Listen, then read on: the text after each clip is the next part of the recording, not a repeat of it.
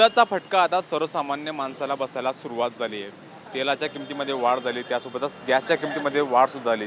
आता जे नाश्ता सेंटर आहेत आपण बघू शकतो की मी आता करोड्या परिसरामध्ये आणि छोटे छोटे व्यावसायिक आहेत या ठिकाणी करोड परिसरामध्ये मोठ्या प्रमाणावरती ही कॉर्पोरेट आहेत, त्यामुळे बरेचसे लोक या ठिकाणी नाश्ता करण्यासाठी येत असतात. आता त्याच लोकांना पुरवण्यात येणाऱ्या नाश्त्याच्या किमतीमध्ये वाढ झाल्या आहेत. आपण नेहमी बघतो की पोहे असतील, या पोह्याच्या किमती ह्या 25 रुपये होत्या, मात्र आता त्याचे दर हे 30 रुपये करण्यात आले. शिरा असेल त्याचासुद्धा रेट हा वाढवण्यात आलेले, ते सुद्धा 30 रुपये करण्यात आलेले आणि साबुदाण्याची खिचडी याचीसुद्धा किंमत आता 30 रुपयावरून 35 रुपये करण्यात आलेली आहे. सर्वसामान्य जे छोटे स्टॉलधारक आहेत यांना गॅस मिळत नाही, त्यासोबतच ऑइल जे खाद्यतेल याच्या सुद्धा किमती वाढल्यामुळे हा संपूर्ण फटका व्यावसायिकांसोबत सर्वसामान्य नागरिकांना बसताना आपल्याला पाहायला मिळतो. त्यांच्या खिशाला कात्री ही लागायला सुरुवात झाली आहे. गॅस मिळत नाही, ब्लॅकमध्ये गॅस घेणं शक्य नाही असंही व्यावसायिक सांगतात.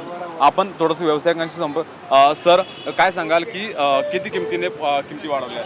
आम्ही 5 रुपये वाढवले पोह्यामागे, चहामागे 1 रुपये वाढवला, 5 होती तिथे 6 केली आणि ह्याच्यामध्ये 5 रुपये वाढवले. बाटला घासच मिळत नाही हो, सिलेंडर मिळत नाही म्हणून तुम्ही दर सिलेंडर मिळत नाही.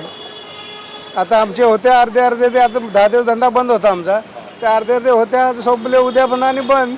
आता सिलेंडरचा दर किती आणि ब्लॅकमध्ये कितीला मिळतो? ब्लॅकनं घ्यायचं गेलं तर 2,500 रुपये. मग 2,500 पुरवणार का आपल्याला? असं आहे ना, त्या 2,500च्या गोष्टी आपल्याला परवडतात का? आणि पण मागायला गेले तरी पण देत नाहीत ना. ते असणं बी भीती शेवटी आहेच. कोणतरी घरगुती मिळत नाही तर त्याने त्यांनी दिल्यावर मग ते कोणतरी मारलं तर ते काय करणार, असा बी लफडा आहे. तर छोट्या व्यावसायिकांना गॅस मिळत नाहीत, व्यावसायिक गॅस, आणि जो ब्लॅकमध्ये घेतला त्याच्या किमती जास्त असतात. त्यामुळे हा संपूर्ण फटका आता सर्वसामान्य नागरिकांना बसतानाच आपल्याला पाहायला मिळतोय. कॅमेरा पर्सन किशोरसह मिहिराडा, नेटिव्ह 9 मराठी, मुंबई.